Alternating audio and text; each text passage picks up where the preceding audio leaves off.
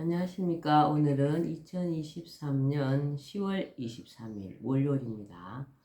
오늘도 허경영의 영성시대가 세계를 이끈다. 113페이지부터 읽어보겠습니다. 제2장입니다. 신정주의와 중산주의. 신정주의. 신인인 내가 다스리는 것을 신정정치와 통일이라고 할 수 있는데, 하늘에서 온 자가 직접 하늘의 뜻인 공의로서 다스리기 때문이다. 말하자면 신정주의는 하늘에서 온 신인이 하늘의 뜻인 공의와 섭리에 따라 행하려는 정치이다. 나의 신정정치는 신인인 내가 직접 정치를 하는 것으로, 이란과 같이 신을 대행하는 종교 지도자가 정치인보다 우위에 서서 중요한 정치적 결정을 하는 그런 신정정치와는 다른 것이다. 본신 본태양 신인의 신정정치는 진태양, 가태양과는 달리 모든 사람에게 골고루 빛을 비추어 모든 국민이 잘 살게 한다. 나아가 세계를 하나로 통일하여 부익부, 빈익빈, 환경오염과 지구파괴, 기아, 난민, 전쟁과 같은 지구촌의 난제들을 해결하고 공존공영의 선하고 아름다운 화이부동의 대동세계, 지상낙원을 구현하게 된다. 말하자면 하늘의 뜻인 공의를 실현하는 것이 신정정치의 목적이라고 할 수 있다. 세계를 통일하여 내가 세계 황제가 되면 나의 통치하에서 지구촌은 태평신대를 구가하게 될 것이다. 태평신대란 신이 직접 다스려 펼쳐지는 태평성대라는 의미다. 나의 신정정치하에서 지상에는 차별이 없고 불공평과 극심한 빈부격차가 사라지며 국경 없는 하나의 통일 세계가 실현된다. 굶어 죽는 자가 있을 수 없고 모두가 존귀한 대접을 받는 세상이 된다. 신정정치는 하늘의 뜻에 따라 신인이 하는 정치이다. 인간 세상의 용어를 빌리면 정치가 종교가 결합된 형태이다. 정치는 살림하는 것이고 종교는 인간의 영혼을 구원하는 것이다. 이 둘이 결합되어야 국민을 위한 바른 정치가 행해질 수 있고 국민들도 이웃과 함께 살아가는 공존 공영을 실천할 수 있다. 이 둘이 분리되면서 정치는 국민보다도 특권층 위주의 정치가 되고 사람들은 이웃도 모르고 자신의 이기심을 따라 돈밖에 모르는 인간으로 전락해가고 있다. 물론 여기서 종교는 희생과 봉사를 강조하는 본연의 종교이고 나의 신정정치에 있어서는 종교 대신 이 자리에 공의를 펼치는 우주 섭리가 들어간다. 민주정치의 한계. 민주정치는 국민의 의사에 따라 행해지는 정치로 다수결의 방법으로 의사가 결정되는 정치이다. 얼핏 보면 굉장히 바람직한 정치 형태로 생각된다. 그러나 민주정치는 문제가 많다. 중요한 결정을 다수결로 결정하는 것이 굉장히 합리적으로 좋은 것으로 보일 수 있으나 오히려 민주주의는 중우정치로 흐르기 쉽다. 대중의 결정이 탁월한 경우보다는 어리석은 결정이 되는 수가 더 많기 때문이다. 왜냐하면 대중은 누군가 어떤 속셈을 가지고 특정한 결정이나 행동을 유도하기 위해 선동하는 경우 거기에 쉽게 만료되는 경향이 강하기 때문이다. 특히 굉장한 힘과 파급력을 가지고 국민 여론을 형성하는 언론방송이 특정 세력에 장악되어 정보 왜곡이나 편향된 보도 등으로 국민의 여론을 조작한다면 그 폐해란 심각하기 짝이 없다.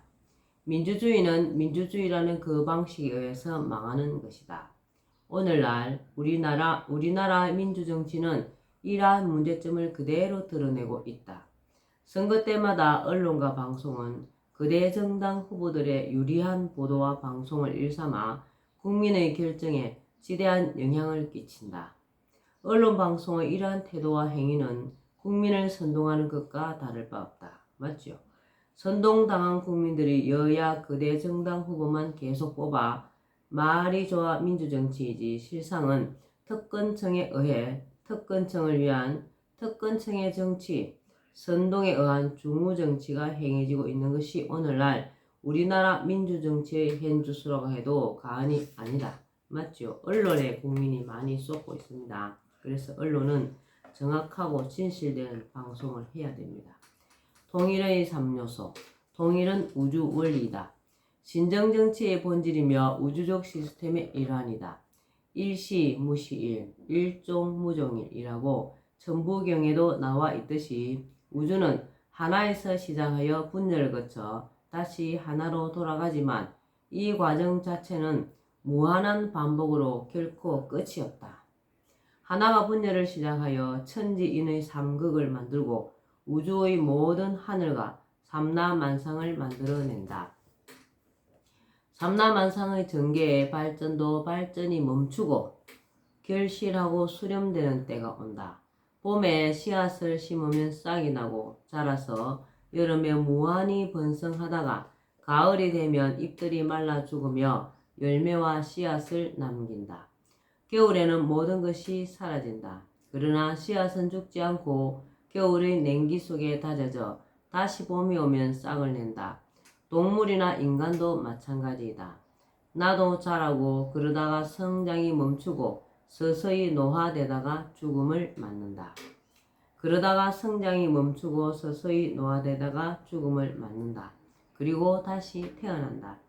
통일과 분열, 분열과 통일은 하나의 우주 원리이며 우주는 계속하여 그 과정을 반복해 간다.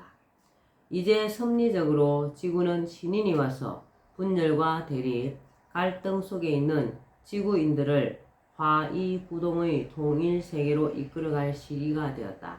내가 세계 통일을 말하는 것은 바로 그러한 이유 때문이다. 통일에는 세 가지 요소가 있다. 통합, 화합, 융합이 그것이다. 통합, 화합, 융합의 3요소는 대상에 따른 통일의 형태이기도 하고 통일을 이루는 방식이기도 하다. 통합은 나눠진 여러 요소들을 하나의 전체로 만드는 것이다. 기구나 기관, 조직을 합하는 것, 여러 경험을 합하여 종합하는 것도 통합이다. 통합에는 연합, 집합, 결합이 있다. 연합은 두 가지 이상의 사물이 합동하여 하나의 조직체를 만드는 것으로 여기에는 국가 간의 연합과 지역의 연합, 단체의 연합 등이 있다. 집합은 여러 개체들이 모여 있는 것이다. 이를테면 운동장에 모인 학생들의 모습, 같은 것끼리 모아놓은 것 같이 집합이다. 집합은 둘 이상의 사람이나 사물이 하나로 뭉쳐 새로운 형태의 모습으로 변화하는 것이다. 작은 것들이 모여서 하나의 큰 형태로 거듭나는 것이 결합이다. 화합은 사람과 사람들이 함께 어울러 공존 공영의 모습이다. 화목하게 살아가는 모습이 바로 화이다. 화목한 화자를 화자하면 벼화 더하기 입구로 곡식을 서로가 나누어 먹는 모습이다. 음식을 골고루 나누어 먹는 모습이 바로 화자이며 벼가 자라는 모습을 보면 서로 나란하다. 벼들이 햇빛을 혼자만 많이 차지하겠다고 솟아오르지 않고 서로를 돌아보며 키를 맞춘 까닭이다. 서로 배려하며 맞추는 이것이 화합이다. 그래서 화합의 3요소는 박애, 소통, 양보이다. 박애는 서로가 넓게 사랑하는 것이고 소통은 서로 통하는 것으로 서로가 의사소통을 함으로써 오해 없이 바르게 살아가는 모습이다. 통일을 이루어가는 중심에는 바로 소통이 있다. 소통이 없고 불통이 되면 서로가 불신하게 되고 반목하게 되어 통일이 이루어질 수 없다. 양보는 사양하는 것이다. 남을 먼저 배려하는 마음이다. 서로 자신부터 챙기지 않고 남을 먼저 배려하면 서로 간에 아주 좋은 관계가 형성된다. 이러한 박애, 소통, 양보의 3요소가 이루어지면 자연히 화합이 이루어지기 마련이다.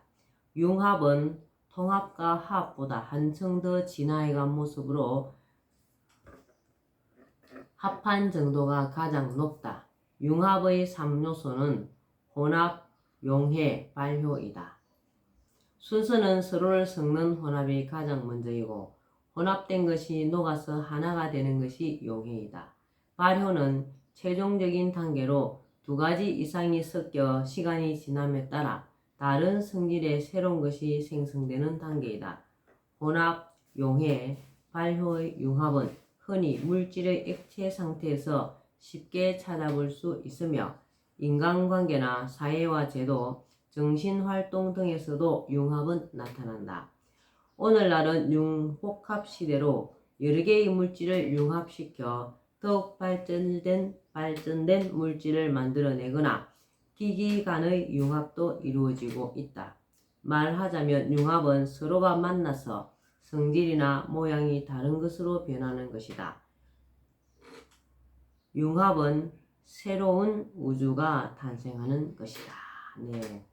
오늘도 허경영의 영성시대가 세계를 이끈다. 오늘은 여기까지만 읽고요. 오늘도 즐겁고 건강한 복된 하루 되시기 바랍니다. 감사합니다. 허경영.